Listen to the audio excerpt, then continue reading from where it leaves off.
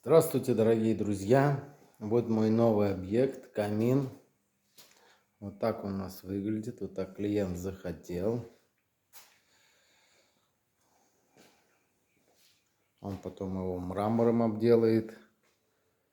Ну, вот так он захотел. Камин.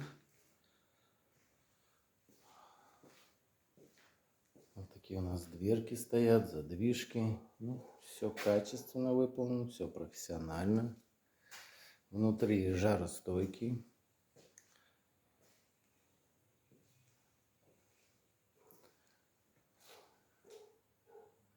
Вот такой у нас камин получился.